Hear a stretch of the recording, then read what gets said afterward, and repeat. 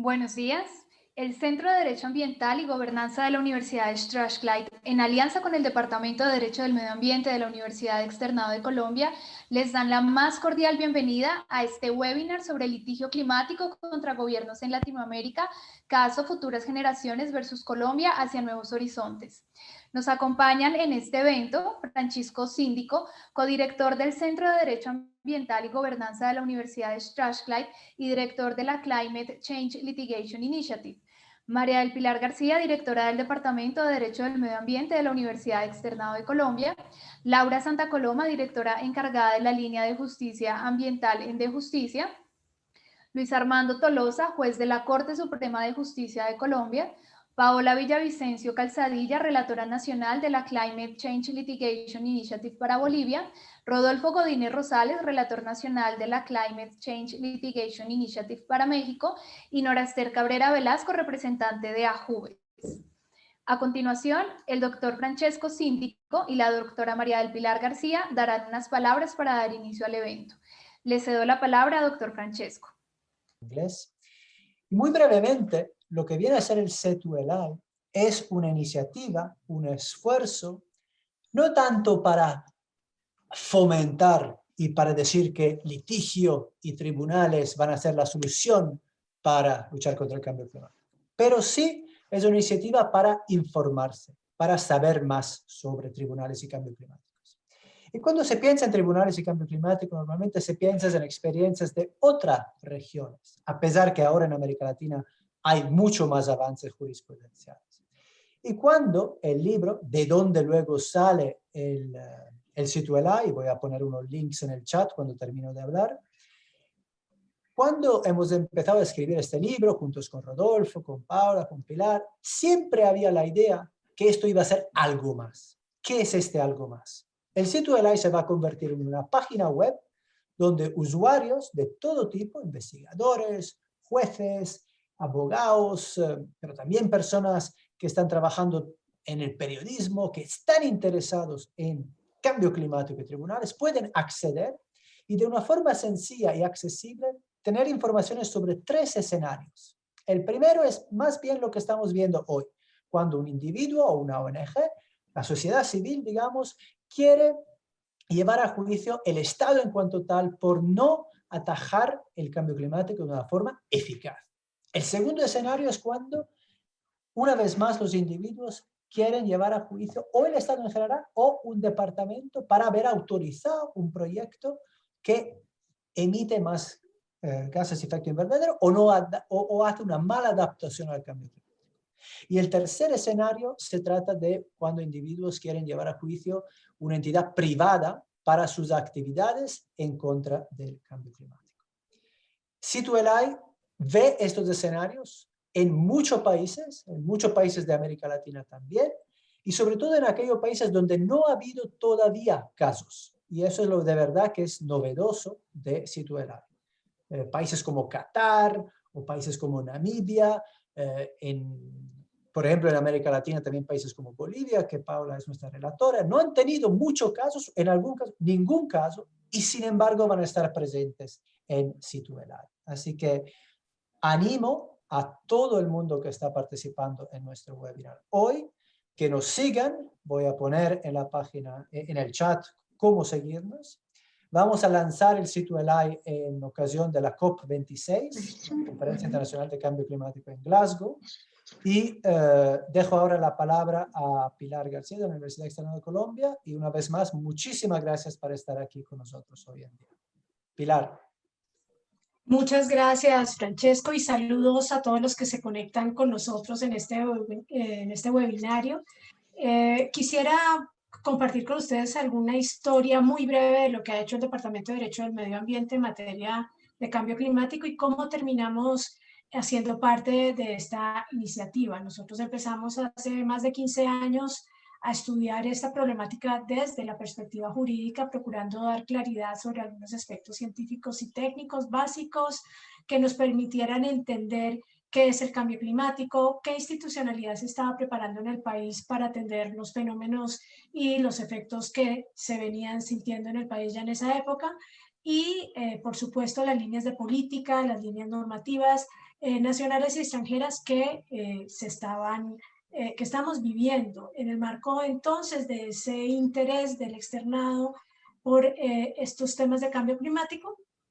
Nos hemos vinculado con Strathclyde Center for Environmental Law and Governance, la Universidad de Ginebra y el Asia Pacific Center for Environmental Law de la Universidad Nacional de Singapur, y participamos desarrollando el capítulo de Colombia en el libro del que les hablaba Francesco, que fue recientemente publicado por la editorial Springer.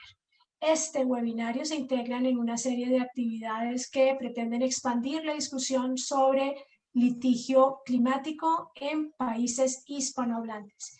En esta ocasión, pues nos vamos a enfocar en el caso, por lo menos en el principio de la reunión, en el caso de la sentencia de la Corte Suprema de Justicia, conocida como la sentencia del Amazonas o futuras generaciones contra el Estado colombiano, sentencia 4360 de 2018, y en una segunda parte vamos a desarrollar o vamos a conocer algunos de los fenómenos de litigio que se han reconocido o que hemos conocido más bien en algunas otras partes de Latinoamérica.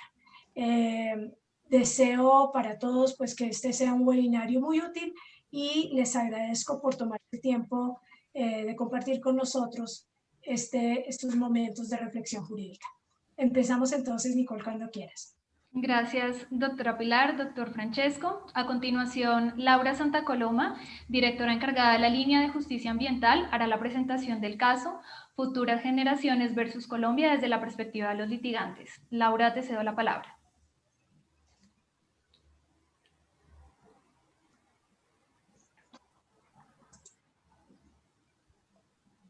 Estás con el micrófono apagado, Laura.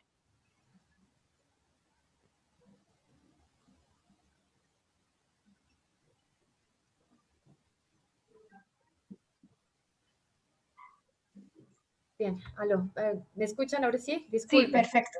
¿Ya? Bien, me voy a devolver. Entonces, primero que todo quiero agradecerles la invitación desde De Justicia. A mí me honra representar a De Justicia para hablar de este tema, una sentencia famosa por su contenido, polémica en muchos aspectos y con muchos retos por delante. Y entonces yo quiero arrancar muy brevemente señalando qué fue lo que pasó. Resulta que en Colombia el tema de cambio climático viene tomándose desde una perspectiva muy técnica del riesgo, pero jurídicamente creemos que hay un vacío muy importante en materia de sentencias judiciales. Y esta sentencia de la Amazonía es la primera sentencia que particularmente específicamente pone el tema de cambio climático y lo asocia con derechos fundamentales. Y esto es una revolución en materia ambiental desde nuestro punto de vista. Resulta que en nuestro ordenamiento jurídico está lleno de normas ambientales, una política pública que aparentemente es muy robusta, pero los daños ambientales sobre la selva del Amazonas son evidentes y año a año preocupan más. No se ha podido contener la deforestación en la Amazonía. Hay muchos incentivos para la deforestación y no han sido controlados. Y desafortunadamente los procesos de los cambios normativos son muy lentos y los procesos culturales aún más. Entonces, ¿qué hacer ante este proceso? Resulta que en De Justicia hay un grupo de jóvenes que decidieron pues poner de presente ante los jueces cómo ellos sienten afectados sus derechos futuros ante el aumento de la temperatura particular pues, del planeta, pero especialmente derivado de la emisión de CO2 a la atmósfera, de la liberación del CO2 por cuenta de la tala de la selva amazónica, que es escandalosa. Entonces, esto es otra de los puntos revolucionarios de esta sentencia, y es que se tomó a las generaciones futuras como centro como un sujeto, no sé, colectivo indeterminado de alguna manera. Esto es algo que debería teorizarse con mucho más interés, porque nunca antes una sentencia había reconocido a las generaciones futuras como un sujeto real de derechos y fundamentales a través de una acción de tutela. Incluso yo participé en una sentencia hace 4 años, la sentencia C389-2016, y le dijimos a la Corte, ¿qué son los derechos de las generaciones futuras? ¿Cuáles son? ¿Están reconocidos? Y la Corte en ese momento dijo, son un criterio de interpretación que está en construcción. Y viene esta sentencia de la Corte Suprema y dice, reconocemos los derechos de las generaciones futuras. Es muy importante y están vinculados a que el Estado se prepare y garantice las condiciones para que la gente pueda desarrollar una vida segura en un ambiente sano.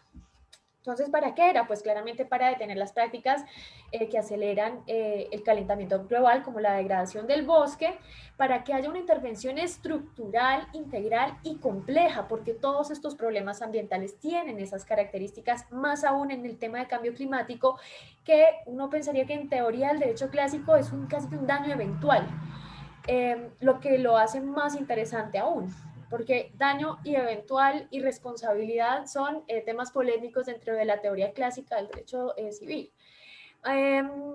Entonces, ¿cómo se hizo este proceso? Entonces, se identificaron pues cuáles causas directas e indirectas incidían en la deforestación de la Amazonía, cuáles eran los derechos fundamentales que se le estaba vulnerando a las generaciones futuras, que básicamente era a su vida, a su salud, a su integridad, incluso a su vivienda en un futuro. Por ejemplo, podemos ver el caso Iota, cómo materializó esa pretensión de las generaciones futuras. Incluso nosotros, uno de los accionantes vive en San Andrés y sufrió claramente estos impactos.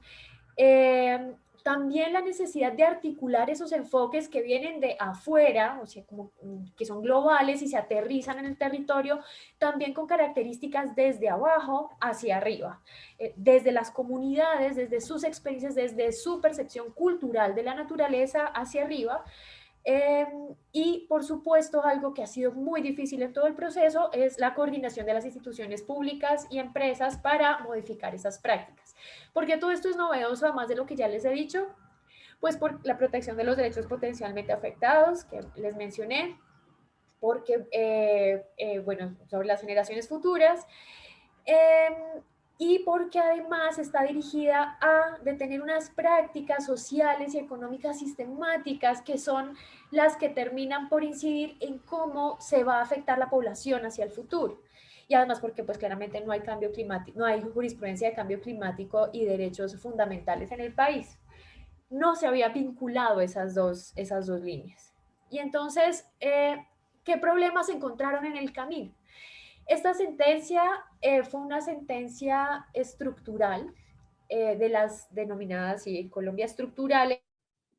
Han venido siendo estudiadas desde el 94, básicamente con la sentencia 3025.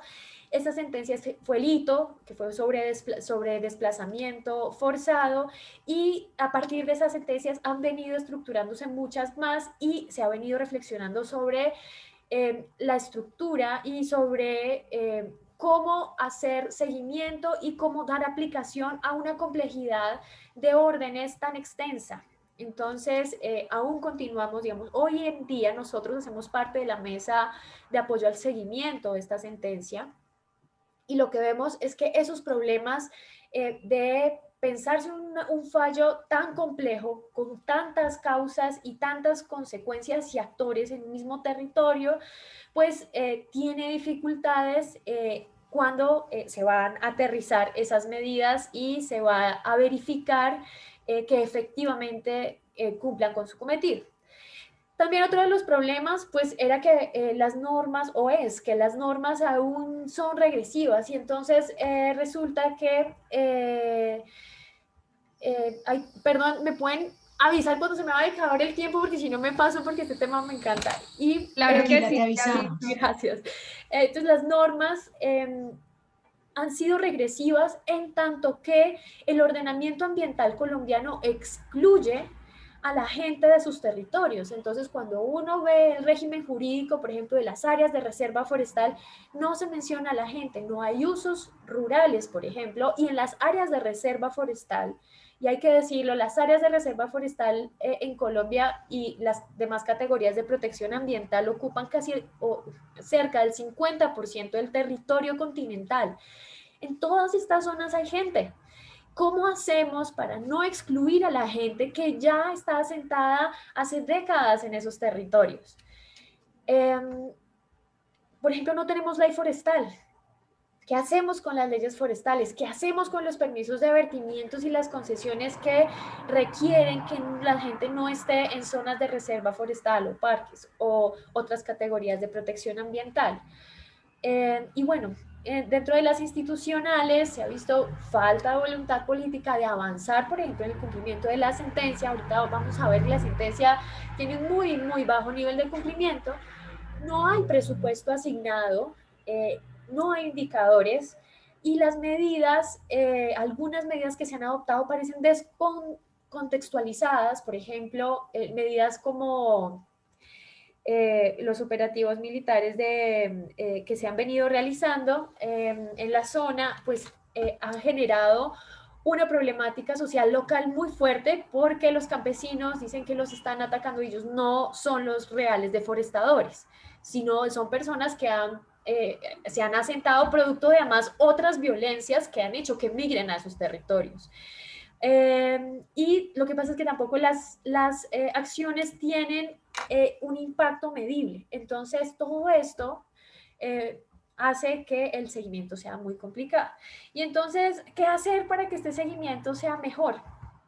Pues entonces, miren, necesitamos un enfoque más estratégico que no sea, nosotros por ejemplo en De Justicia proponemos evaluar unos focos más reducidos o arrancar por la evaluación del avance en unos focos más reducidos y mirar cómo se amplía progresivamente esto a toda la Amazonía, sobre todo en los más urgentes, donde están los nodos de deforestación identificados por el IDEAM.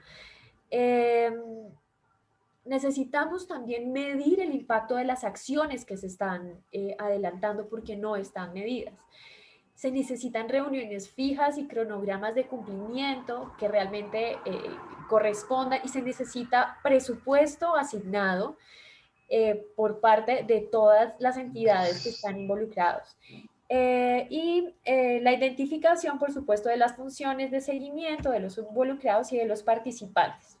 Yo no sé si me queda un poquito de tiempo y les cuento aquí un dato de cómo va el avance del seguimiento del cumplimiento. Quedan 2 minutos. Perfecto. Entonces, quería contarles que el avance del cumplimiento de las órdenes es muy desilusionante en parte porque han pasado 3 años y aún no vemos que se reduzca la deforestación. De las 5 órdenes estructurales que el juez dio en la sentencia, pues solamente se ha cumplido más o menos la orden cuarta y todavía está por verse cómo avanza. Entonces, la primera orden era el plan de acción, a la adopción de un plan de acción nacional y se han hecho 7 talleres, hay una estrategia de elaboración, pero no se ha adoptado ni se ha puesto en marcha. La orden 2 era hacer el plan intergeneracional y de la vida del Amazonas, no me acuerdo bien el nombre, pero ya hay un borrador, pero todavía no se ha implementado, no se ha puesto en marcha. La orden 3 es que todos los municipios involucrados tenían que ajustar sus planes de ordenamiento territorial y hacer planes de acción municipal justamente para proteger al bosque, pero hasta ahora pues hay 7 municipios con POT vigente, 3 municipios de todos los involucrados, solo 3 municipios tienen plan de acción municipal, hay 27 en proceso de actualización del POT, 11 sin iniciar el proceso y esos son procesos muy caros para municipios muy pequeños. La orden cuarta, que es el plan de acción de la corporación autónoma, de las corporaciones autónomas regionales, como les decía, todas tienen plan de acción, pero no sabemos cómo esas acciones efectivamente van a contribuir, en cuántas hectáreas, mejor dicho, para ser más concreta, en cuántas hectáreas van a contribuir para detener la deforestación. Y si se puede medir de esa manera. Y la última orden, pues, es estas acciones basadas en acciones antideforestación, como por ejemplo Artemisa, esas operaciones Artemisa que han sido muy polémicas y que tampoco es claro cómo han contribuido a reducir la deforestación. Y con eso sí termino. Muchas gracias por los minutos extra. Gracias por tu intervención, Laura. A continuación, el doctor Luis Armando Tolosa, magistrado de la Corte Suprema de Justicia de Colombia, hará la presentación del caso Futuras Generaciones versus Colombia. El doctor Tolosa es magistrado de la Corte Suprema de Justicia, especialista en Derecho Penal Constitucional, Derecho Comercial, Derecho Penal y Criminología e instituciones jurídico-penales y Derecho Público. Doctor Tolosa, bienvenido y le cedo la palabra.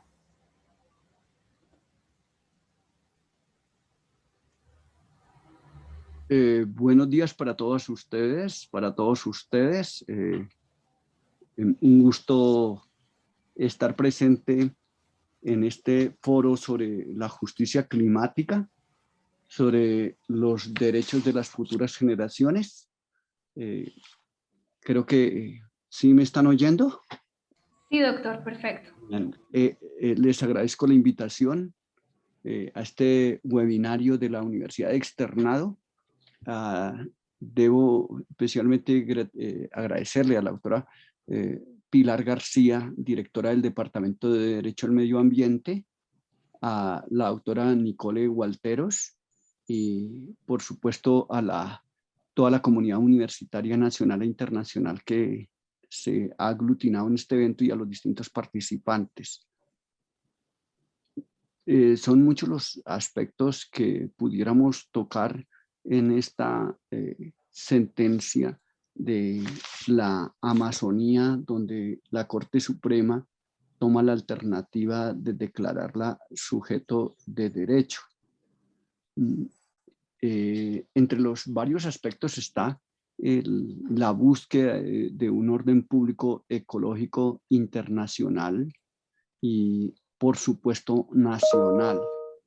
Y ante todo, la apuesta por un cambio de paradigma en el tratamiento de los problemas ambientales para buscar el paso de una visión eminentemente antropocéntrica a una visión dialógica de alteridad que podemos denominar ecocéntrica o biocéntrica antrópica, donde estas dos categorías juegan una relación dinámica de alteridad creciente. Pero creo que el tema central que convoca al webinario tiene que ver con dos de los elementos centrales.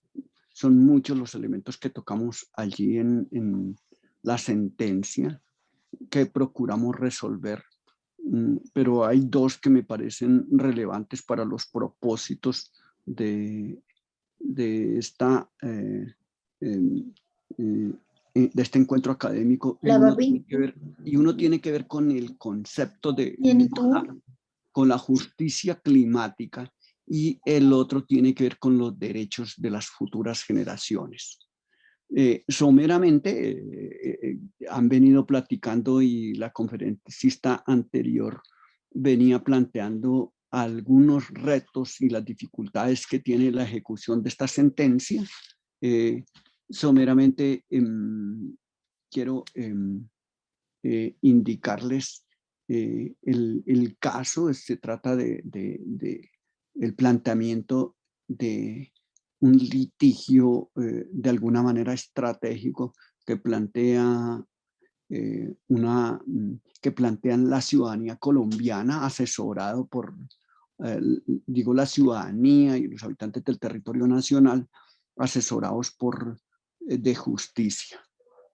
Son plurales demandantes de distintos sectores del territorio, quienes, compungidos de la realidad nacional y de la destrucción desaforada de la Amazonía, hoy creemos que visualmente y en primer análisis hay más de 40 incendios diarios, recientemente en un recorrido que hicimos con algunas organizaciones, ¿sí? Y con el apoyo también de USAID, pudimos verificar visualmente la cantidad de incendios que hay en la zona amazónica sin control de ninguna naturaleza. Podrían contarse fácilmente 40, y esto en la zona perteneciente al territorio colombiano, para efectos de luego utilizar ganadería para el tránsito de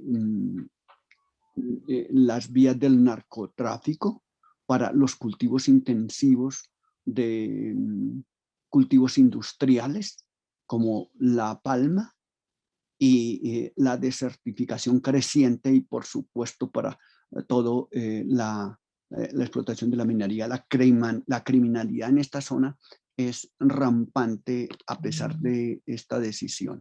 Entonces, y hoy con la pandemia ha crecido mucho más. 25 personas de distintas edades plantearon para el 2018 este litigio en la ciudad de Bogotá, ante el Tribunal de Bogotá. El Tribunal de Bogotá en primera instancia negó las súplicas, fue apelado y le correspondió a la Sala de Casación Civil de la Corte Suprema, y por sorteo el suscrito ponente debió ser el ponente sobre el particular. Al analizar la cuestión, uno de los primeros problemas que viene planteado allí tiene que ver con el hecho de la legitimación para postular la acción. Y se relaciona con uno de los problemas que los ocupa a ustedes. Como los demandantes eran niños, personas jóvenes y mayores de edad, era necesario abordar dos aspectos que contiene la sentencia. El primero tiene que ver con la legitimación en la causa para plantear esta acción por parte de niños, de menores y por mayores. Y esto se relaciona directamente con los derechos de las futuras generaciones. Y el segundo aspecto tiene que ver con el instrumento escogido, que fue una acción de tutela para pedir la protección del derecho fundamental. Como tienen conocimiento y quienes se han aproximado al ordenamiento nacional, tenemos en el derecho colombiano la acción de tutela para proteger los derechos fundamentales y un conjunto de acciones de grupo y populares para proteger acciones difusas. Aquí entonces entra en debate la naturaleza del derecho, el derecho en controversia y cuya protección se demanda. La Corte tomó el partido por definir que el derecho al ambiente sano es un derecho fundamental y por lo tanto la acción de tutela, mecanismo para proteger en un término de 10 días en primera instancia, que tiene una impugnación de 20 días en segunda instancia, era el idóneo, y no las acciones las acciones populares que en la ley 472 están estructuradas para los derechos difusos. Creemos, y particularmente, la sala defiende el criterio de que el medio ambiente, el derecho al medio ambiente sano es un derecho fundamental y rebasa la clasificación o la nomenclatura del derecho difuso. Claro, allí lo vimos en relación con otros derechos fundamentales por conexidad, pero desde ya es necesario advertir a la comunidad internacional y a la comunidad nacional que este es un derecho fundamental y por lo tanto digno de protección, y se justifica porque ante la inminencia de los problemas de justicia climática y ante los problemas de los derechos de las futuras generaciones, se demanda ante la gravedad de la coyuntura de acciones ágiles como es la acción de tutela. Por supuesto que hay un problema que tiene que ver con el aspecto probatorio donde las acciones populares permiten un tránsito más largo, más extenso, ejecutar una instrucción probatoria mucho más profunda. Sin embargo, eso no obsta para que por vía de tutela se haga una instrucción, decretos probatorios como aconteció, y el juez puede utilizar esos instrumentos. Entonces el tema de la legitimación se resolvió positivamente, y al mismo tiempo se defiende el tema de los derechos de las futuras generaciones. Me voy a referir dentro de los varios, en el tiempo que me resta, que creo que se me está agotando, como es la apuesta por un Estado de Derecho ambiental, la apuesta por un orden público ecológico, la apuesta por la construcción de la categoría de sujeto de derecho con relación a la naturaleza, porque allí se declara, se revoca la sentencia que negó las pretensiones del Tribunal del Tribunal de Bogotá, y la Corte procede entonces a amparar los derechos. Y allí, como lo presentaba la ponente que oía en los minutos finales y que me antecedió, como allí en la Corte, de manera creativa en la parte resolutiva, ¿sí?, ordena la creación y la celebración de un pacto intergeneracional por la vida de la Amazonía colombiana. Ese pacto contiene entonces la ejecución de uno de los tantos puntos que trabajamos allí, como es el tema de la justicia climática y los derechos de las futuras generaciones. Cuando hablamos de justicia climática, nos estamos refiriendo aquí a un problema de equidad, de igualdad, ¿sí? Y cuando hablamos de justicia climática, automáticamente entrocamos allí en los problemas ambientales. Significa que en el concepto de justicia está íncito el problema de la equidad como principio general, que es herramienta para erradicar desequilibrios, tanto materiales como intelectuales, para buscar el bien común y como antídoto para las desigualdades y las asimetrías e injusticias. Y cuando hablamos de justicia climática, nos estamos refiriendo a la conciencia que tiene este juez, esta corte, sobre la destrucción del medio ambiente, del cataclismo que se está presentando, y entonces significa que justicia climática es un instrumento, pero al mismo tiempo una institución que desde el punto de vista ético, político, económico y jurídico procura responder a los problemas ambientales de destrucción del ecosistema,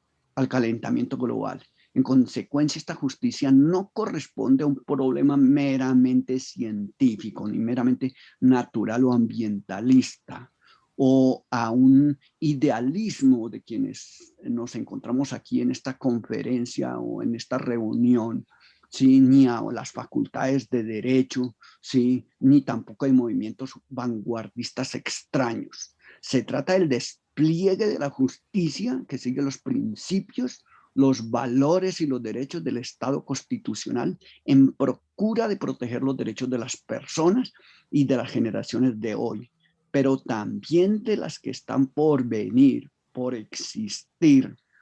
Es una justicia que procura igualdad en los derechos, haciendo responsable históricamente a nuestras generaciones, a las presentes, al hombre de hoy, frente a los problemas de cambio climático y frente a las futuras generaciones. De manera que es una justicia que reconoce los problemas contemporáneos más graves que afronta la humanidad ante el cambio climático, que al paso... Doctor Tolosa. ¿Sí? Disculpe, Doctora, lo sí, interrumpo. sí, cómo no, doctora Nicole.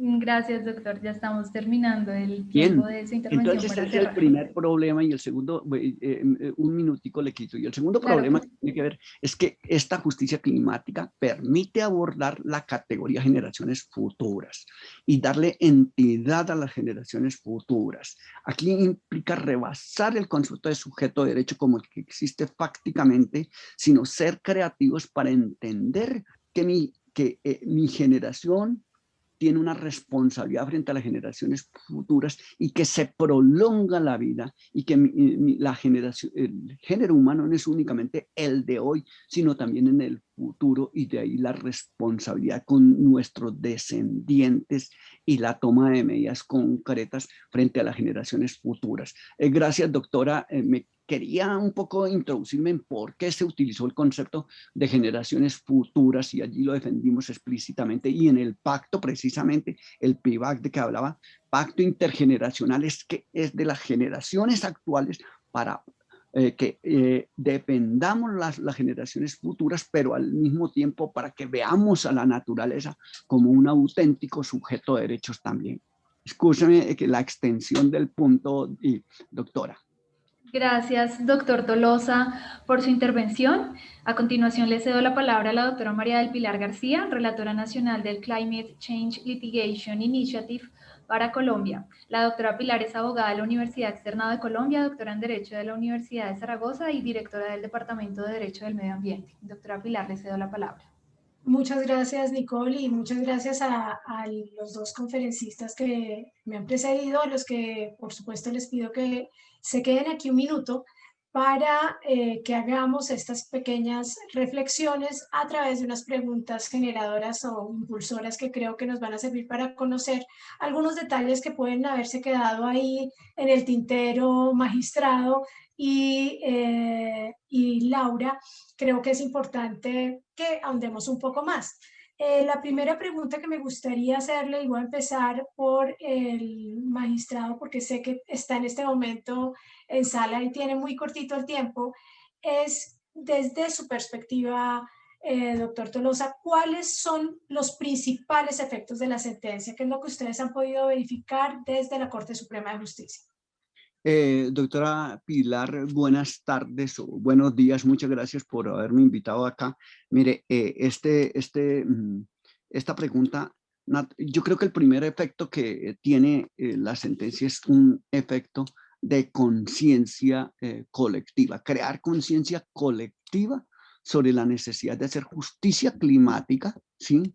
No solamente como una finalidad, sino como una institución en la que tienen que converger el Estado, los particulares, para tomar medidas eficaces en pro de, como lo propuso el presidente Santos allá al suscribirse en el acuerdo, al firmar el Acuerdo de París, reducir a cero la deforestación, ¿sí? Entonces, un asunto de conciencia y en la necesidad de tomar medidas eficaces para entender la justicia no como un ideal, sino también como una institución que tome instrumentos y medidas en orden a perseguir la criminalidad, porque son actos criminales, la destrucción del medio ambiente y la forma que nosotros agotamos la posibilidad de las generaciones futuras.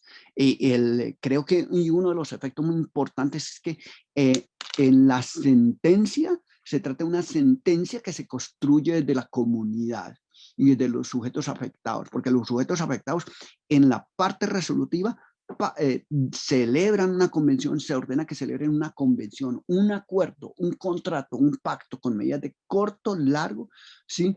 Y mediano plazo en orden a cumplir los propósitos de reducir la deforestación a grado cero. Es decir, la comunidad es veedora, los demandantes y todos los demás ciudadanos afectados deben urgir y participan en ese pacto. Es la introducción de lo colectivo, ¿sí? De la democracia participativa para construir un Estado de Derecho ambiental. Muchas gracias, magistrado. La misma pregunta quería hacérsela a Laura. Sé que al final de la exposición, en esos minutos, querías contarnos un poco del seguimiento que le han venido haciendo ustedes a las órdenes de la sentencia. Si quieres, en 2 minutos nos das detalles de qué es lo que ustedes sienten que es el aporte más importante o el efecto más sensible de la sentencia, si es que quisieras referirte a ello?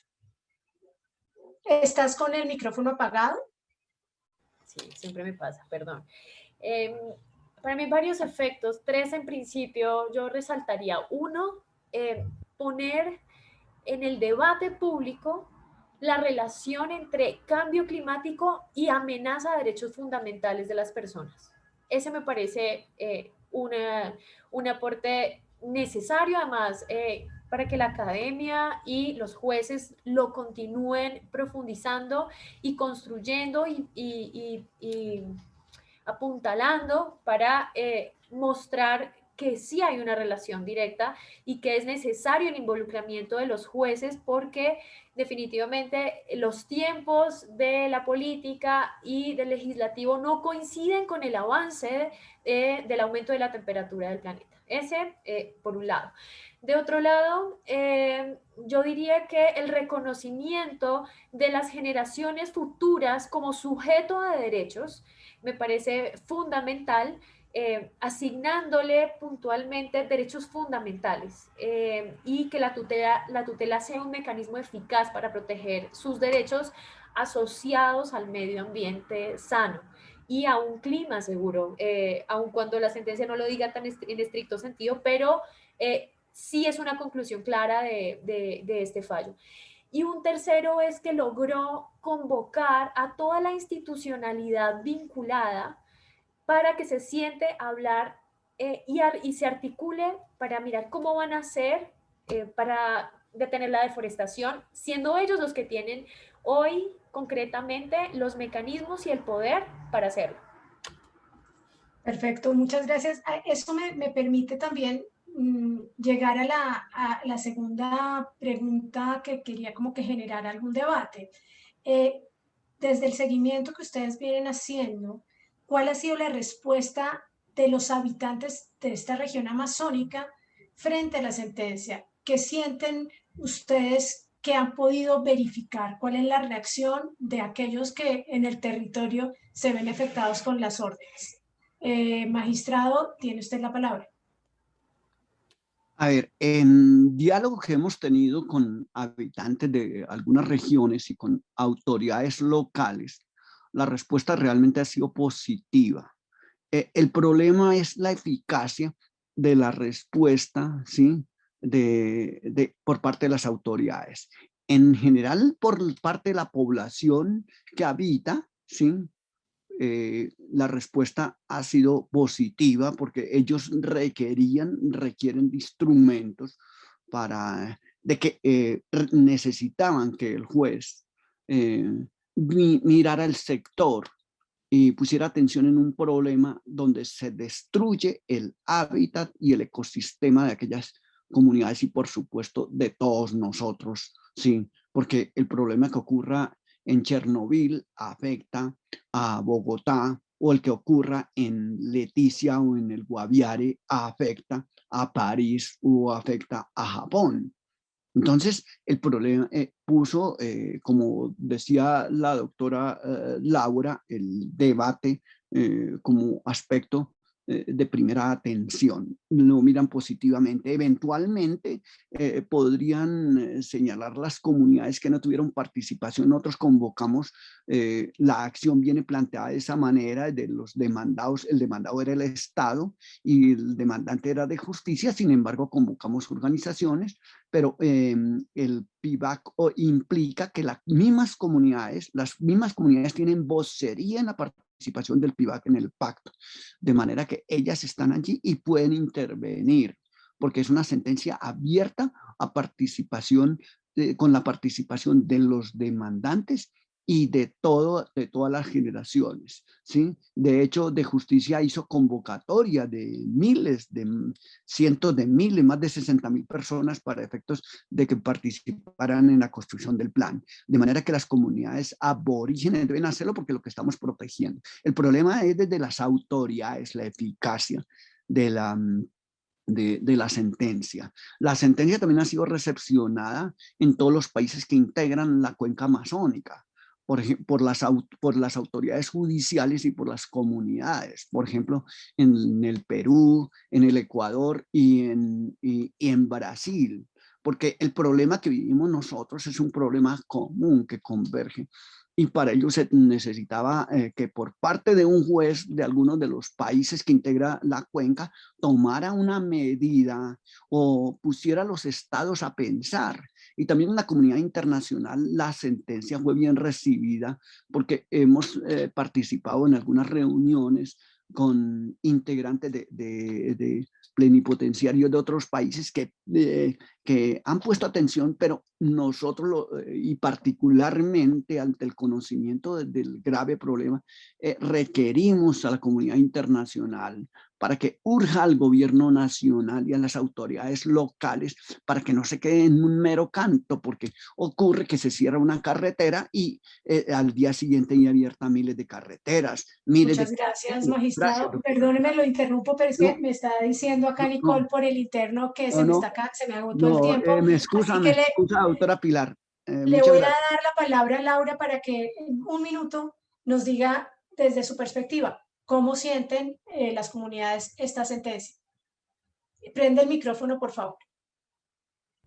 Ahí hay dos tensiones que nosotros hemos identificado de las comunidades de base locales.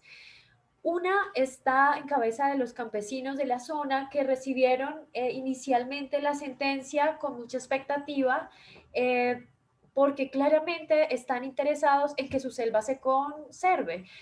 Los campesinos, los colonos que llevan asentados 30, 50, 60 años, que son producto de otras migraciones de procesos de violencia, incluso como los del caucho, y los de la violencia entre conservadores y liberales que obligó a que llegaran migraciones a esa zona del país, pues en principio lo recibieron con una gran expectativa, pero después empezaron a notar cómo las autoridades públicas reaccionaron de una forma en que hubiera sido mejor tener en cuenta esos procesos migratorios. Entonces, por ejemplo, una resolución que congeló toda la venta de las motosierras cuando los campesinos colonos tienen unas prácticas de unas ciertas hectáreas muy pequeñas donde ellos tienen sus cultivos de pancogerí de los que viven. Pero también está por otro lado comunidades cocaleras en donde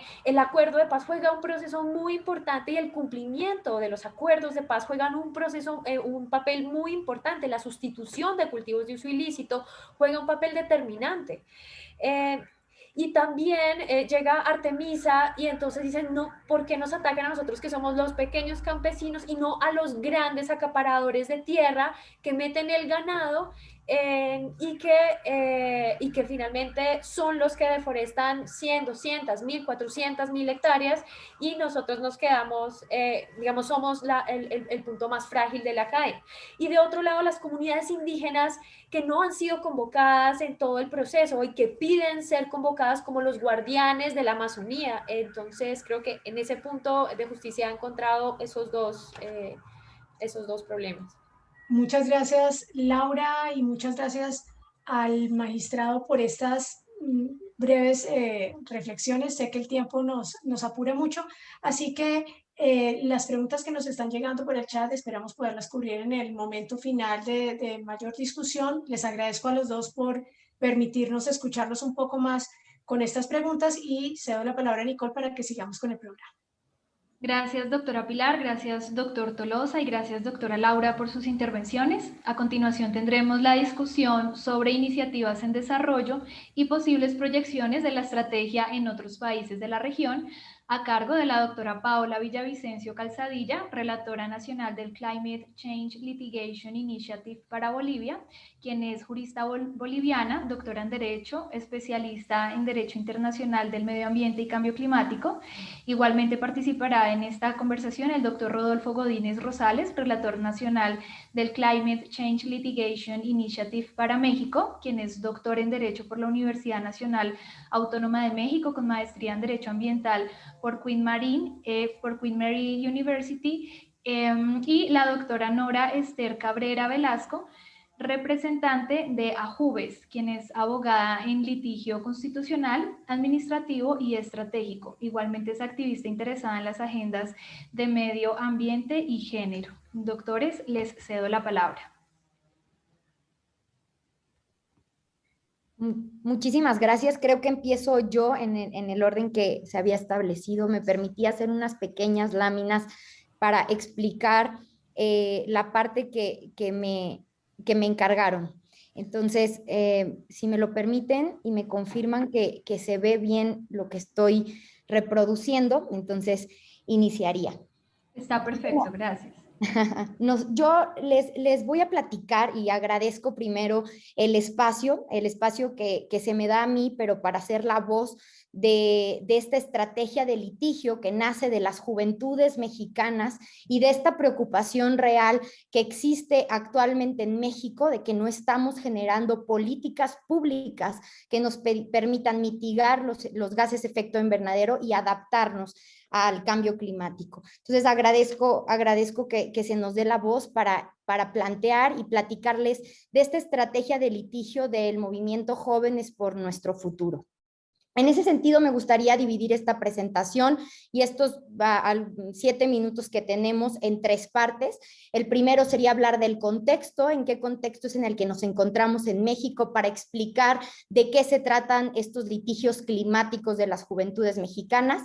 Después abordar expresamente el litigio estratégico que estamos llevando actualmente y finalmente platicar un poco de los desafíos de la estrategia de litigio y cómo estos litigios van como primera línea en los litigios climáticos en México. Y bueno, en el tema del contexto me gustaría un poco platicar en qué está centrado este litigio y cuál es la problemática actual que tenemos en México respecto a estos temas de cambio climático y políticas muy específicas del actual gobierno que no respetan las políticas de mitigación del cambio climático. En México, desde hace algunos meses, o prácticamente ya un año, se ha establecido una política energética que prácticamente olvida el medio ambiente y el compromiso que tiene México de mitigar los gases de efecto invernadero y adaptarse al cambio climático. La política energética que está adoptando México es una política que privilegia la quema de combustibles fósiles, que como todos los que aquí estamos sabemos, genera que haya mayor emisiones de CO2 y no permite seguir transitando hacia las energías renovables, hacia las energías limpias, que son las que nos permitirían llegar a los compromisos internacionales de disminuir las emisiones de CO2 y otros gases de efecto invernadero. Esa es la situación actual que estamos viviendo en torno a estas políticas de mitigación. Obviamente hay muchos más problemas relacionados con los temas climáticos, pero nos parece que esta es muy grave y es muy específica a que detone un litigio climático. Entonces, pues empezaron los litigios en torno a la ley de la industria eléctrica. Sin embargo, nuestro litigio, que es un litigio que aglutina a jóvenes en una posición de transversalidad, o sea, tenemos a jóvenes de toda la Ciudad de México, de las diferentes alcaldías que sufren un tema de falta de agua, etcétera. Más adelante abundaré sobre esto, pero este litigio que tiene que ver con la ley de la industria eléctrica tiene una característica que es climático, que nosotras por lo que estamos luchando es porque existan políticas que nos permitan mitigar los efectos del cambio climático, y nos parece que la transición energética en el sector eléctrico era una garantía constitucional que nos permitía llegar a esas metas específicas. Entonces, retomando el tema del contexto, pues tenemos aquí el movimiento de Jóvenes por Nuestro Futuro, que lo que plantea es pasar de las acciones y exigencias en las calles pasarlo a los tribunales a través de estos litigios estratégicos. Este movimiento es un movimiento histórico en México porque está conformado por las juventudes mexicanas que están preocupadas y ocupadas en temas de cambio climático.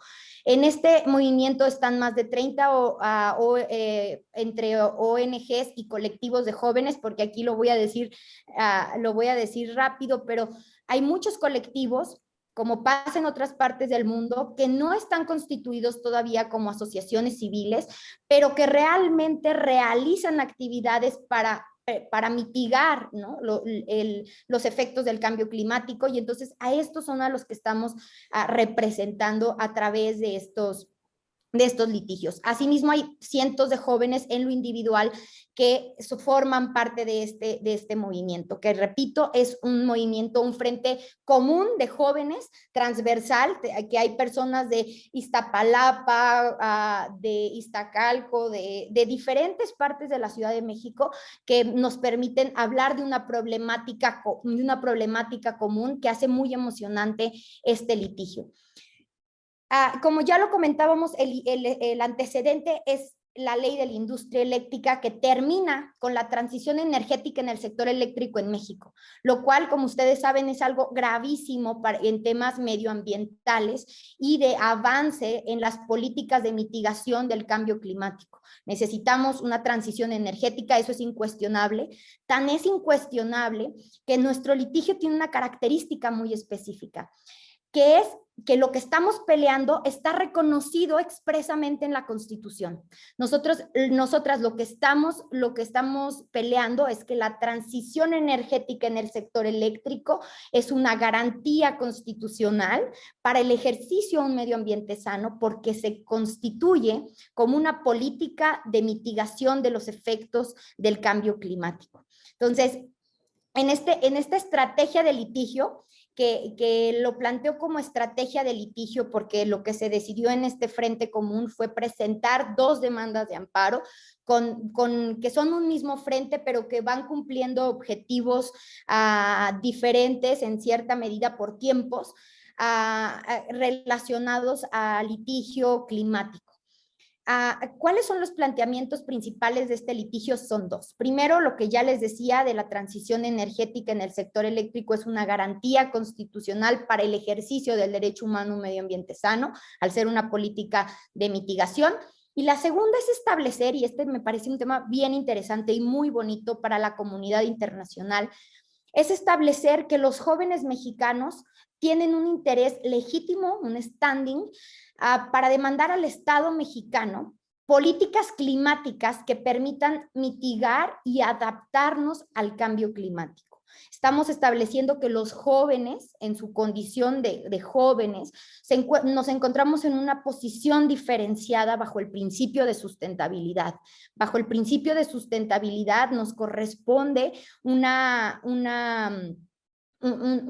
derecho diferenciado al resto de la sociedad, ¿no? Como parte de la exigencia hacia los tomadores de decisiones de generar políticas públicas que nos permitan mitigar. Estos litigios que apenas que van avanzando, van en proceso, que van avanzando muy bien y que tienen estos 2 objetivos entre muchos otros que los platicaremos si nos da tiempo al final de la presentación. Se plantean a través de unas demandas que son técnicas en términos de qué es el cambio climático y científicas, ¿no? Tenemos expertos que son parte de nuestras demandas, que es Sir Robert Watson, que es expresidente del IPCC, la doctora Julia Carabias, el doctor Fernando Tudela y Oliver Probst, que son expertos en estos temas y que avalan que existe esta afectación por estas políticas energéticas que no son sustentables en México. El litigio climático de las juventudes mexicanas, como ya les platicaba, está dividido en estos 2 juicios de amparo, que para términos de Colombia, por ejemplo, lo que platicábamos sería como el juicio de tutela, pero aquí tenemos el juicio de amparo. Y a través de este juicio de amparo estamos exigiendo que si el Poder Ejecutivo no toma estas medidas que deben ser inmediatas, pues entonces que el Poder Judicial obligue a que así sea, ¿no? Entonces, nos encontramos ante dos desafíos fundamentales en esta estrategia de litigio que ya los mantendremos informados de cómo va avanzando, pero hasta el momento va muy bien y acompañado de un movimiento de real y fuertísimo de jóvenes mexicanos muy preocupados por las políticas de cambio climático. Tenemos estos dos desafíos que son los que vamos a presenciar, que es que la Corte reconozca el interés legítimo de las personas físicas para reclamar el cumplimiento de las políticas de mitigación y del derecho humano a un medio ambiente sano. Que no es necesario constituir una asociación civil o luchar a través de una asociación civil, sino que esto es tan urgente que todo mundo deberíamos de tener la posibilidad de demandarle al Estado que haga lo correcto. Esa es la primera lucha, que nos parece que también es una lucha fundamental, porque la mayoría de los colectivos juveniles ambientales no tiene la capacidad de pagar todo este proceso de notarios, constitución, etcétera, sino que deberíamos de poderlo hacer considerando la premiante agenda ante la que nos encontramos, que ya comentaba el magistrado respecto a este tema. Y la segunda, que me parece muy importante para México, es que la Suprema Corte de Justicia de la Nación establezca un precedente constitucional climático y que establezca que para México esto tiene que ser una prioridad, que se reconozca que las políticas de mitigación del cambio climático son una obligación de este gobierno y de todos los siguientes gobiernos, y que es un límite que no está disponible por el Poder Judicial al momento de determinar una política energética. Es decir, queremos que se establezca este núcleo duro que ya se encuentra reconocido en la Constitución, pero que a la luz de ese reconocimiento constitucional, el Supremo Tribunal de nuestro país pueda decir que es un núcleo duro que no se puede tocar, que se tiene que defender, ¿no? Entonces, estos son los desafíos, los retos a los que nos estamos enfrentando en este litigio climático, que inicia en México, porque vamos iniciando, como ya lo comentaban también en Colombia, se ha abierto paso. En México no existe todavía un precedente específico climático. Tenemos antecedentes medioambientales que son extremadamente valiosos, pero que en este tema de clima, en este tema de calentamiento global, es importante que México dé ese paso, y ese es el paso que las juventudes mexicanas unidas y en un mismo frente es el que estamos buscando que se establezca. Estas demandas aglutinan a cientos de jóvenes y 30 organizaciones y colectivos. Entonces es un esfuerzo mexicano sumamente importante, del cual seguramente los mantendremos informados, y agradecemos muchísimo el apoyo y aprender de las experiencias de otros países para aplicarlo en México y que se constituya como un precedente más que apoye al litigio climático. Muchas gracias.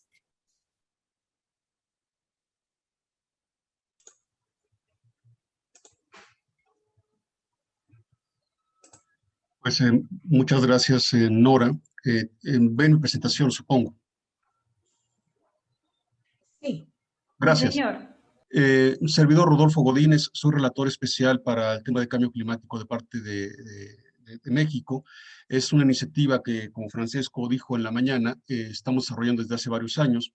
El capítulo lo escribí en 2018 y en aquel entonces no había per se, como dice Nora, litigios climáticos en México. Por supuesto, había consideraciones en tribunales acerca de temas ambientales, acerca de cumplimiento de normas oficiales mexicanas, acerca de destrucción de bosques, etcétera, pero no per se cambio climático. Esto de 2018 a la fecha ha cambiado. Ya tenemos juicios concretos con esta argumentación. Greenpeace México, Nora, las juventudes, etcétera. Entonces es una evolución que se ha dado. Quisiera retomar las palabras con las que inició Francesco. El litigio no es la solución al cambio climático. Y aquí hay una lámina que para ustedes, abogados, es muy conocida, la división de poderes. Tenemos el Ejecutivo, el Legislativo y el Judicial.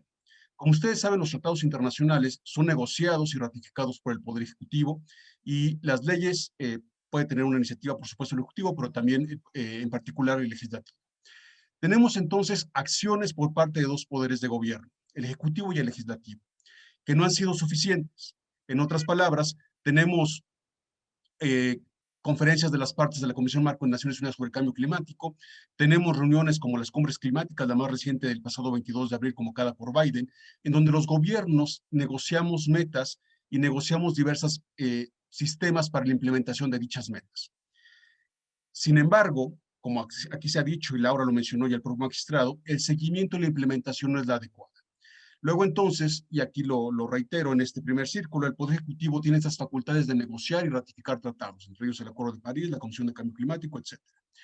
Leyes de materia de cambio climático. En México la primera fue en 2012, fue pionero en su promulgación, el primer país en desarrollo en publicar una ley de este tipo, que fue posterior a un país desarrollado, en este caso Reino Unido, y por supuesto la promulgación de reglamentos que detallan las disposiciones de estas leyes. El Poder Legislativo, la aprobación también de tratados, la iniciativa de leyes, y esto es muy importante, la aprobación de presupuestos. Porque por más que se diga en un tratado y por más que se diga en una ley o reglamento que tienen ciertas atribuciones las instancias, si no hay un dinero que respalde dichas atribuciones, si las procuradurías no tienen presupuesto adecuado para tener suficiente número de inspectores, si las secretarías de medio ambiente, los ministerios no tienen el presupuesto adecuado para ejercer acciones de vigilancia, etcétera, todo es letra muerta. Bueno, pero ¿qué pasa cuando el Poder Ejecutivo y el Poder Legislativo no ejercen adecuadamente sus atribuciones, no cumplen con las metas no son suficientemente ambiciosas, los planes son muy tímidos? Entonces, los ciudadanos se quejan, los jóvenes hacen manifestaciones, los jóvenes Greta Thunberg y muchos más hacen huelgas climáticas en sus escuelas, etcétera, pero ni así son escuchados. Entonces, la manifestación, la participación pública queda acotada, que el gobierno toma nota, pero no hace más. Es entonces donde el público, los jóvenes, la sociedad civil, etcétera, toman las riendas del asunto y decide involucrar a un poder, al Poder Judicial. Entonces presenta litigios climáticos. Insisto, los litigios climáticos no deben entenderse desde un concepto amplio de derecho internacional. No hay per se hoy día un Estado-nación que demande a otro Estado-nación por razones de cambio climático. No estamos viendo a México contra Estados Unidos contra Canadá, etcétera. No estamos aplicando reglas de derecho internacional. Estamos viendo cómo los tribunales domésticos están ejerciendo presión para que los poderes ejecutivos y legislativos de cada uno de los países, conforme a las leyes locales, cumplan lo que deben hacer conforme a sus respectivos compromisos. Y esto nos lleva a que el Poder Judicial idealmente debería determinar responsabilidades, debería ejercer acciones para reparación del daño y evidentemente tener incidencia en la política pública. Esto no siempre es posible. Hay ocasiones en que el Poder Judicial no pasa de cierta instancia, es decir, llega un juez de distrito en el caso mexicano y deniega lo que decía hace un rato Nora, el amparo, lo sobresee, niega los efectos del mismo, etcétera, y ahí queda el asunto. Pero progresivamente puede irse escalando con otro tipo de amparo, con otro tipo de argumentación, y aquí es donde la imaginación del litigante no conoce límites. Hay una gran cantidad de litigios climáticos en el mundo. Conocen ustedes el caso, por supuesto, de Países Bajos, Urgenda, en donde se obliga al Estado neerlandés a tener unas metas más ambiciosas. Aquí en el caso colombiano, en donde se establece un plan y un programa para la protección de la Amazonia, etcétera. Pero entonces corresponde a cada uno de los litigantes climáticos, conforme a la legislación local, presentar su caso, argumentarlo y eventualmente defenderlo e irlo peleando en cada instancia. Urgenda, por ejemplo, las 3 instancias ratificaron la decisión en el sentido de que el Estado neerlandés fuera más ambicioso. Entonces es cuestión de persistencia y de imaginación en los argumentos. Y les digo esto porque en ocasiones cada una de las legislaciones pues, tiene sus propias particularidades. Aquí cada uno podrá definir lo que el propio magistrado Tolosa refería. ¿Cómo se defiende este tema de legitimación procesal? ¿Cuál es el bien jurídicamente tutelado? ¿Quién y cómo debe de reparar el daño? ¿Y cómo debe de determinarse el nexo causal entre el daño y el responsable de repararlo? Evidentemente, cada una de estas, si lo planteamos así en genérico, no hay una respuesta per se. Es caso por caso que tenemos que ir armándolo y presentándolo ante los tribunales. Ahora, insisto, idealmente, y lo decía también el magistrado, esto no es una cuestión que se pueda verter o solucionar simplemente a través de litigios. Idealmente es un tema de corresponsabilidad en donde el Poder Ejecutivo tenga la obligación y el cumplimiento pleno de sus compromisos climáticos. Hoy día México, por ejemplo, presentó su actualización del NDC, de la contribución determinada a nivel nacional, que significa simplemente reiterar lo que ya había ofrecido en 2016. Es un tema regresivo en el sentido de que debería, conforme el propio Acuerdo de París, ser más ambicioso en cada actualización. México no lo ha hecho. En la pasada cumbre climática, Estados Unidos presentó metas muy concretas, 52% de reducción para 2030, la Unión Europea, China, ser neutrales climáticos para 2050, 2060 respectivamente, etcétera. Entonces, más allá de que el Poder Ejecutivo pueda o no plantear metas de dientes para afuera, insisto, ¿cómo hacer para que sea una corresponsabilidad y, como se decía hace un rato, esto sea una guía, que el litigio climático pueda ser o no exitoso en ese caso concreto, pero sea un faro para que la sociedad civil, para que el Poder Ejecutivo, para que el Poder Legislativo tengan claro que debemos estar cumpliendo las metas. Y no es por una cuestión Rodolfo, de tu ataque. tiempo se está Sí, agotando. gracias. Concluyo diciendo que no es un tema de ataque o confrontacional. Desde mi punto de vista, un litigio climático ayuda a los poderes respectivos, ayuda a toda la sociedad, porque todos respiramos el mismo aire y todos vamos a tener el mismo destino respecto al incremento de la temperatura global si no lo contenemos adecuadamente. Muchas gracias.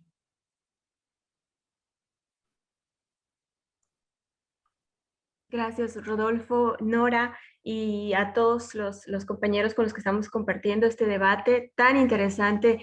En realidad, me toca cerrar un poco el ciclo de intervenciones, hablando no solo de Bolivia, como relatora que he actuado para analizar los casos de litigio o potenciales litigios climáticos en Bolivia, sino también este fenómeno que está ocurriendo en la región, ¿no? Ya lo han comentado varios de los participantes en este webinar.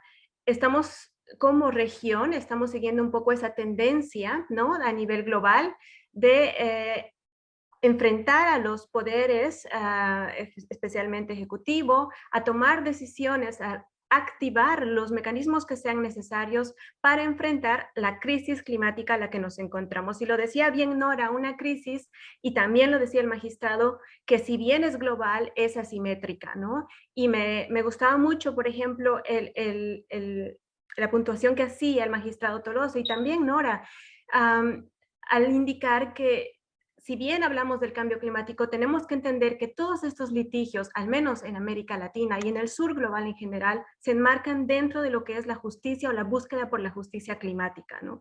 Los casos de los jóvenes en especial, de los niños y jóvenes, que son un grupo particularmente vulnerable a los impactos climáticos, porque no solo tienen que enfrentar los impactos presentes, sino que tendrán que enfrentar los impactos futuros, ese legado que les estamos dejando, que no es para nada el que se esperan, pues están activando estos mecanismos, ¿no? Entonces, dentro del conglomerado de casos que han surgido, que superan, si no recuerdo mal, más de los 1.700 casos a nivel global, este tipo de litigios presentados, liderados por jóvenes y niños, pues tienen unas características principales, al menos en la región. No únicamente, pero ya que estamos hablando del litigio climático, en la región valdría la pena indicar, ¿no?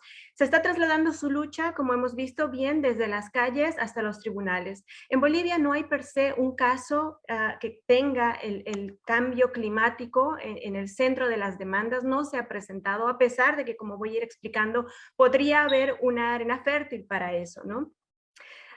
Estos casos de litigio climático que hemos visto aquí, el de Colombia, el de México, pero además, por ejemplo, el caso de Perú, de unos jóvenes que demandan también la detención que el gobierno detenga, perdón, la deforestación de la Amazonía peruana, o Brasil, que hace muy poco también unos jóvenes presentaban una acción precisamente, como decía Rodolfo, por la regresión de los nuevos compromisos de Brasil.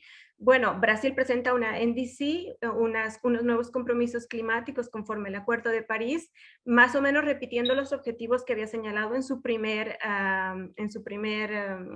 NDC, en sus primeras contribuciones, en sus primeras promesas, pero hace lo que los jóvenes en Brasil presentan en esa demanda, hace una especie de maniobra climática, ¿no? Porque lo que hace es cambiar la línea base. Bueno, esto es una cuestión más técnica, pero que como resultado lo que permite al país es emitir o seguir emitiendo más de aquello que se había comprometido a hacer y que de todas maneras le permitirá alcanzar el objetivo que se había planteado para 2030 de reducciones de emisiones.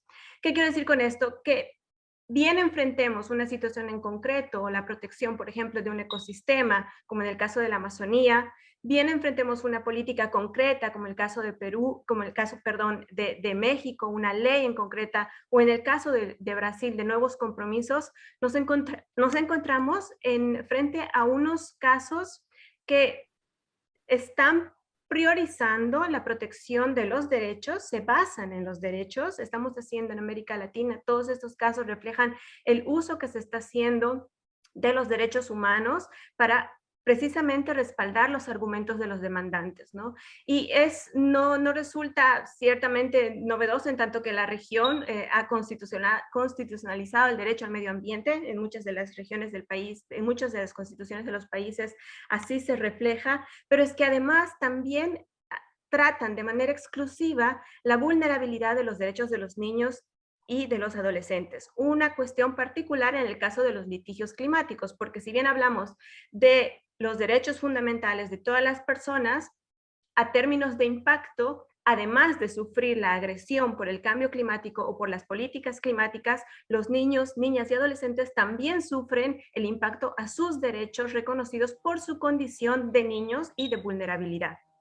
Además de esto, este tipo de casos han resaltado dos cuestiones particulares que para mí son fundamentales en los litigios de niños y niñas, ¿no?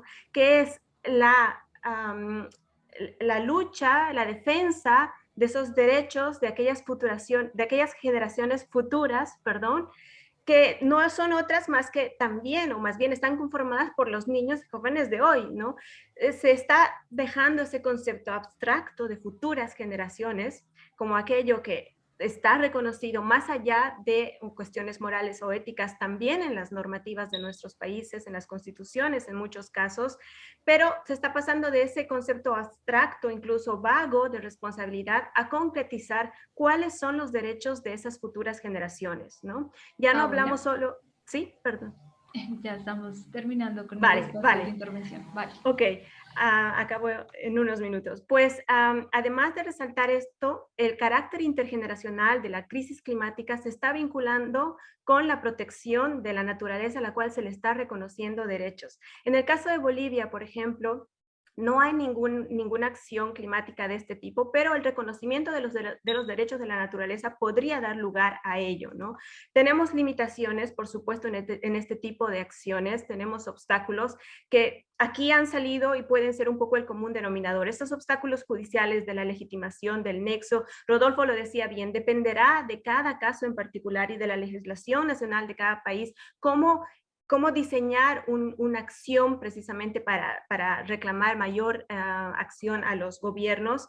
Además, encontramos un escenario político y económico que no siempre es el favorable, principalmente por la promoción de ese desarrollo o por la continuidad de ese desarrollo, de ese modelo de desarrollo que tenemos en la región, que como en el caso de Bolivia, pues es extractivista y seguramente es uno de los mayores óbices que tendría una acción de este tipo en jurisdicción nacional, pero que no podemos dejar de olvidar porque además supone el riesgo y la criminalización para los defensores ambientales y para los niños y niñas defensores también del medio ambiente, ¿no?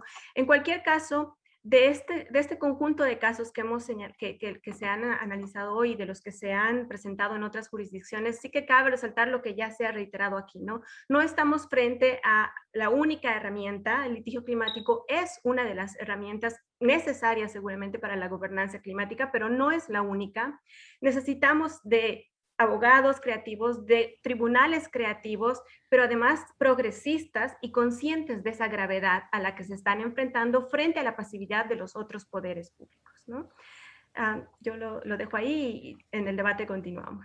Gracias, Paola, por tu intervención, Nora y Rodolfo. A continuación tendremos un espacio para la moderación de preguntas y conclusiones a cargo del doctor Francesco Síndico, quien es experto en Derecho Internacional en los temas de cambio climático, Derecho Internacional del Agua y Derecho del Desarrollo Sostenible.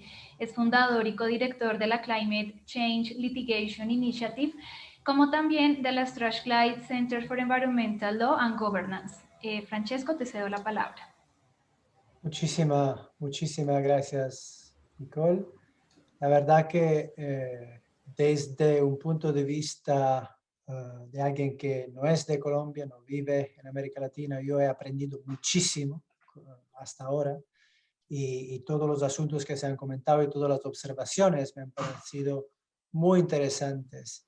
Y también en el chat he intentado conversar con algunos de vosotros para compartir que algunos de esos puntos no son solo de América Latina, pero se ven también en otras partes del mundo, como hemos visto en C2LI.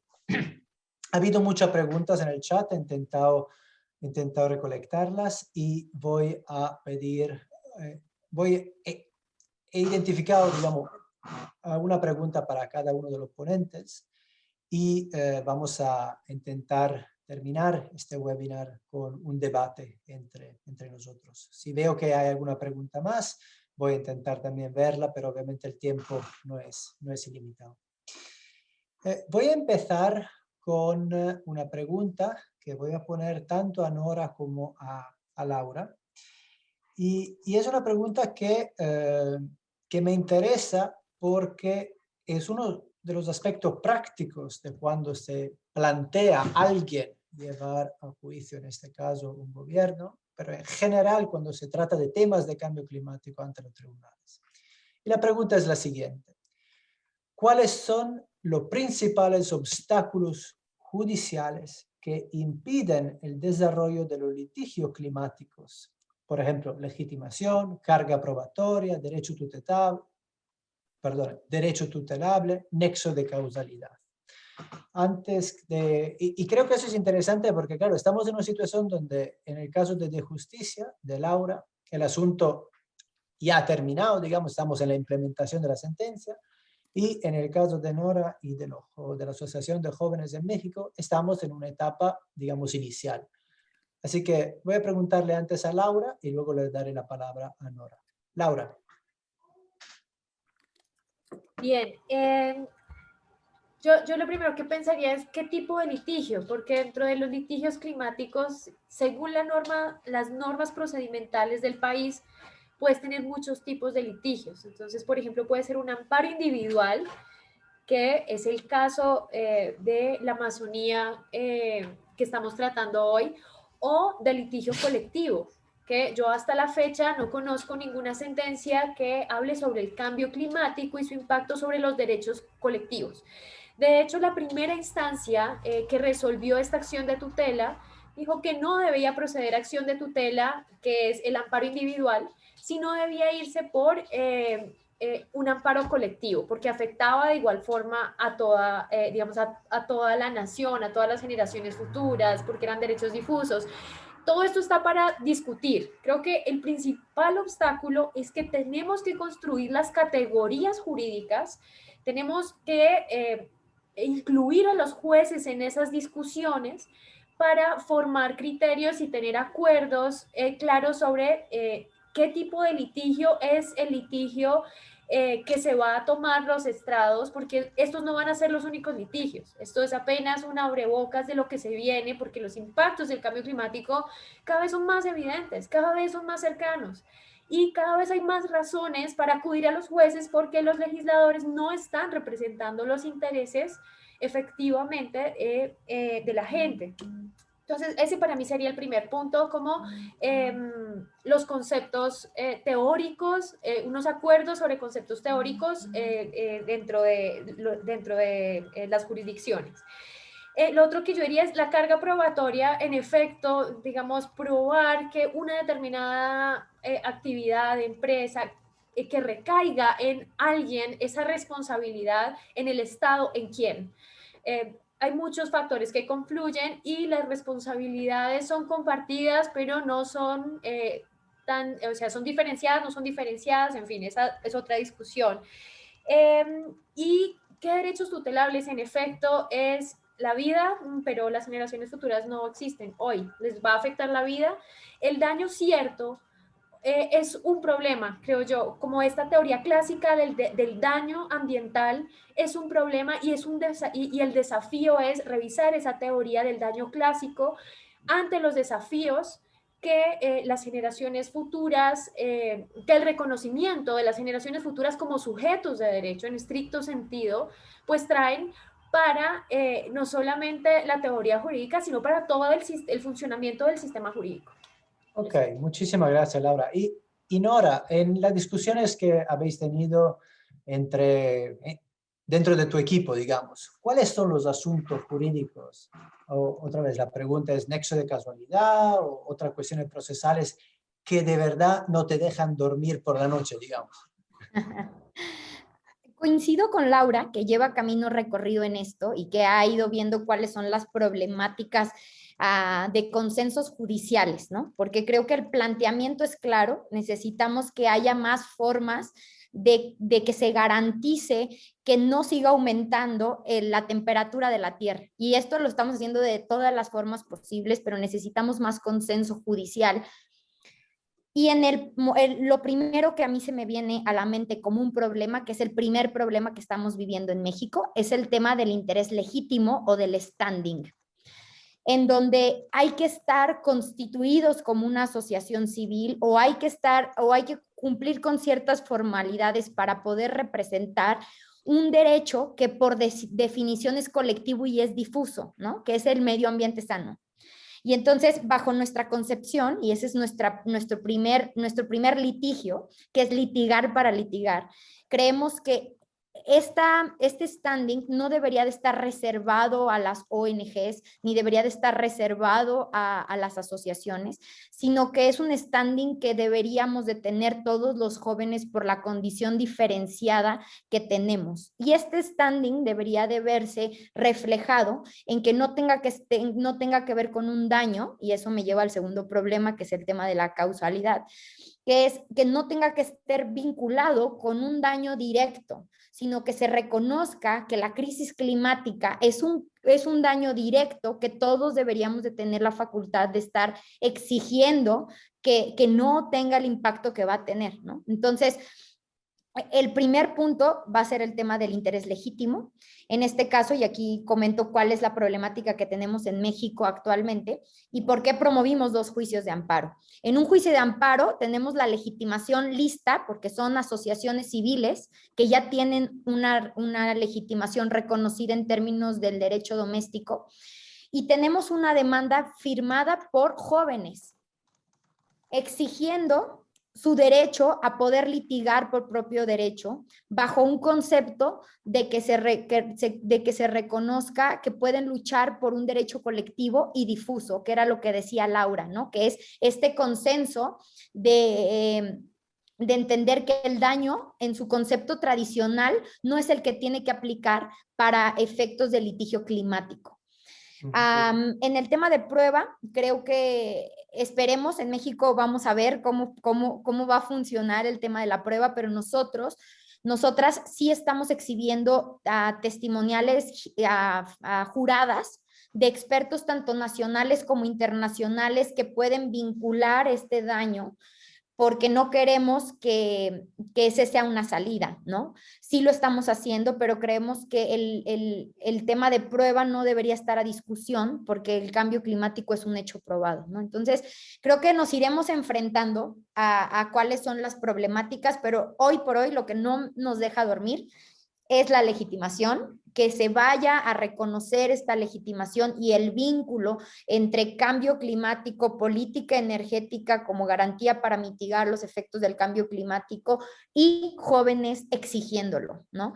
Ese es como el primer punto que ahorita nos tiene preocupados, y el siguiente pues va a ser esta causalidad entre el litigio climático en México. Muchísimas gracias, Nora. Tenemos muchas preguntas muy interesantes. Voy a empezar a ponerlas a los demás ponentes. Habíamos dicho que íbamos a terminar a la hora y media.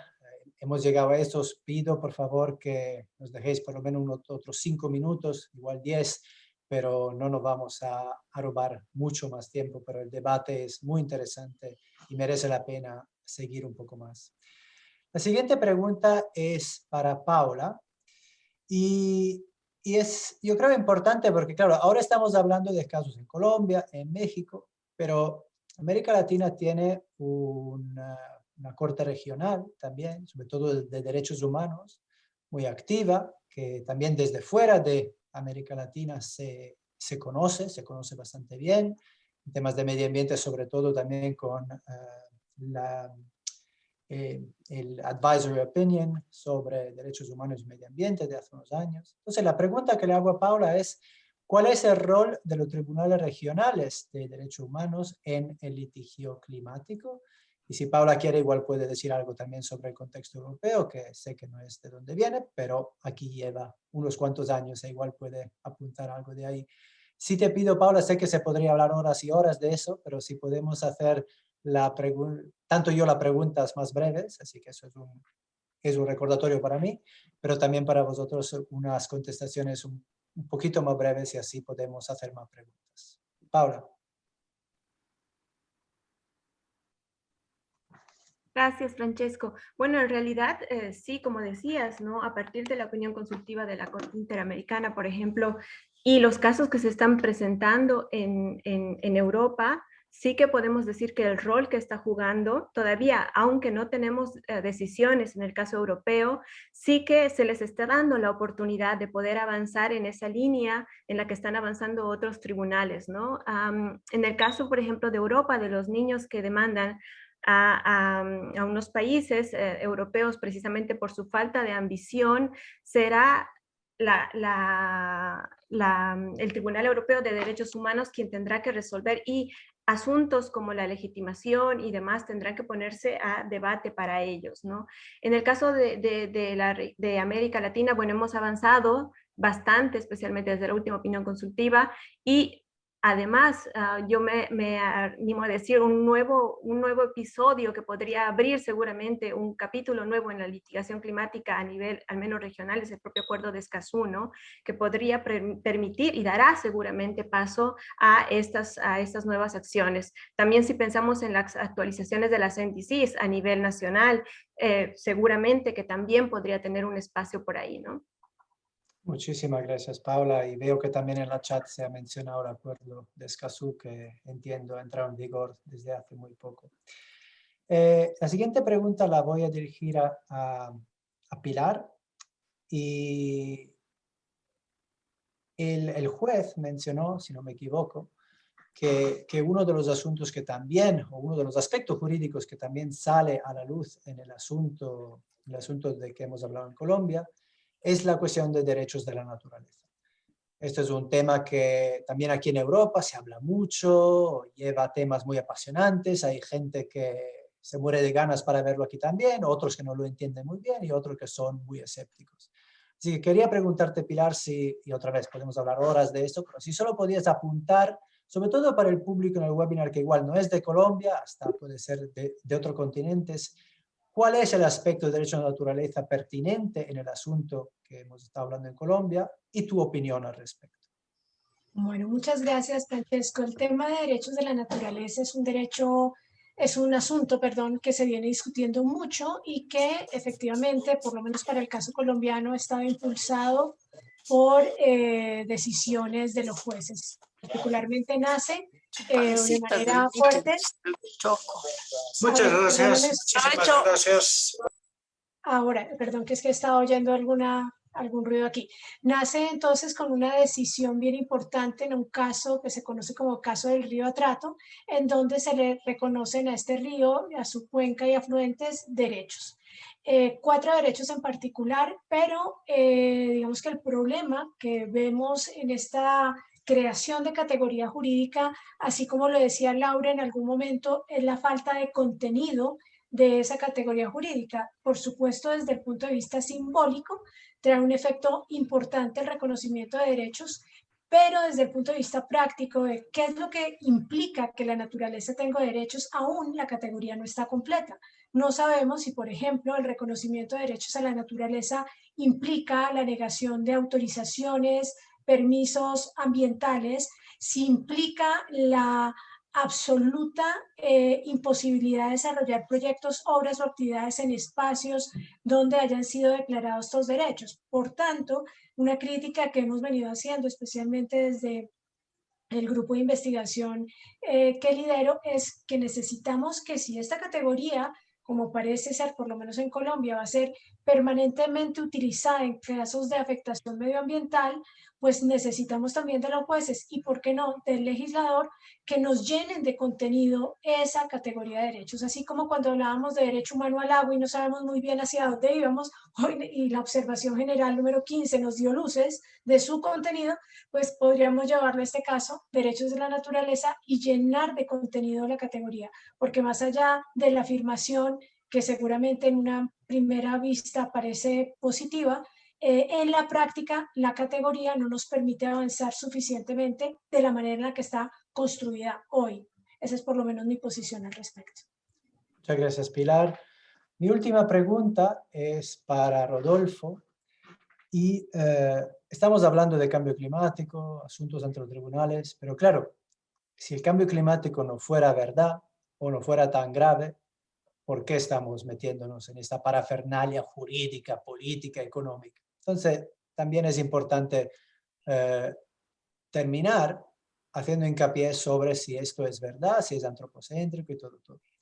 Se lo pido a Rodolfo también porque Rodolfo tiene una experiencia increíble en materia de negociaciones de cambio climático, ha estado en muchas conferencias de las partes, ha colaborado con el gobierno y creo que él más que nadie nos puede indicar cuál ha sido la trayectoria de la ciencia del cambio climático también y qué es lo que quiere decir eso de la ciencia para los tribunales. Antes de dar la palabra a Rodolfo, lo que sí quiero decir es que los efectos que se ven a lo largo de todo el mundo sobre el cambio climático son distintos. Y es decir, hay algunos países, pensando por ejemplo en algunas partes de Rusia, o justo un caso ahora en Groenlandia, donde algunos efectos del cambio climático hasta están abriendo posibilidades. Y esto es una cuestión no científica, pero una cuestión geopolítica, estratégica, que es complicada. Pero le dejo la palabra a Rodolfo para su opinión al respecto sobre si hay o no hay cambio climático. Rodolfo. Gracias, Francesco. Más que hablar de si hay o no hay cambio climático, yo hablaría de las tendencias internacionales. Ciertamente puede haber críticas, y por eso es que somos tolerantes respecto a opiniones distintas a las nuestras, de cómo se han conducido las negociaciones a nivel multilateral. Yo soy el primer crítico. A mí me ha tocado estar en negociaciones que estás 6 horas platicando de una coma y después la coma se borra y son 6 horas desperdiciadas. Y también cómo el sistema de Naciones Unidas es anquilosado, es viejo y es obsoleto. De hecho, no hay tal cosa como que Naciones Unidas imponga algo sobre los países. Es exactamente al revés. Naciones Unidas es el empleado, si se puede usar la palabra, de los países. Las metas climáticas que están basadas en la ciencia, sí, de cada uno de los países, son unilaterales. En otras palabras, cada uno puso su meta y desea o no cumplirlas conforme a sus propios medios. Y ahora, si tú no quisieras usar la palabra cambio climático, si no quisieras hablar de la ciencia del cambio climático, hay temas prácticos. Por ejemplo, no vamos ya a quemar hidrocarburos, no tanto por temas de cambio climático, si lo quieres ver así, sino simplemente porque ya no tenemos hidrocarburos. Cada vez es más caro y están en el fondo del océano o están en lugares más lejanos y es más caro explotarlos. Arenas bituminosas, etcétera, en Canadá. Hablemos entonces también de cobeneficios. Si no hay cambio climático, hablemos entonces de la calidad del aire. Está demostrado que si respiramos dióxido de carbono del combustóleo, si hablamos de cualquier otro efecto vinculado a la salud de la población, está vinculado a calidad del aire. Hablemos entonces, por ejemplo, de temas de químicos. Y también hay una discusión cuando se desarrollan convenios internacionales en materia de químicos. Finalmente es un tema precautorio, es un principio precautorio que se está siguiendo en diversos tratados internacionales que los países los impulsan. Los países llegan a un consenso y si este consenso es suficiente, se adopta el acuerdo basado en la ciencia, basado en cobeneficios, etc. Ahora, si por alguna razón, y con eso concluyo, el país dice, no creo que este efecto sea real, no creo que la ciencia del climático sea real, etc., el país simplemente no se une a ese convenio o se retira del mismo, como en su oportunidad lo hizo Trump respecto al Acuerdo de París. Ahora, recuerden ustedes que finalmente estamos hablando de mayorías que votan. Si un gobierno decide salirse de un acuerdo, si un gobierno decide no ser parte de un acuerdo, puede ser que en la siguiente ronda de elecciones, la mayoría del país, porque finalmente hay diversas opiniones dentro de un país, cambie de gobierno y ese nuevo gobierno tenga otra posición.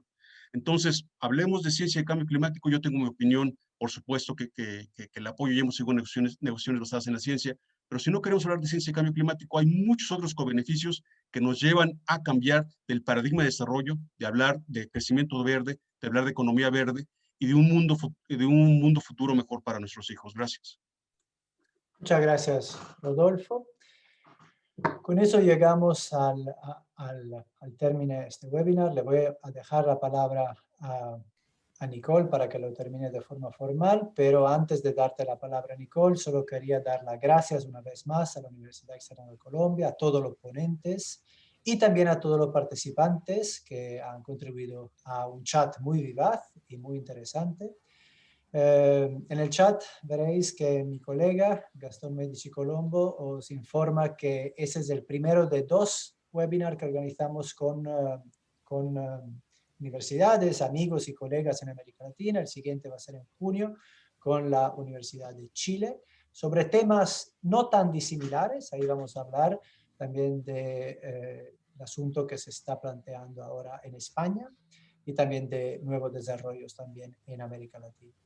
Después del verano vamos a organizar un webinar sobre el segundo escenario de SituLI, que son asuntos sobre proyectos específicos, y un tercer webinar, el tercero, con la Universidad Nacional de Singapur, justo antes de COP26, para litigios contra empresas privadas.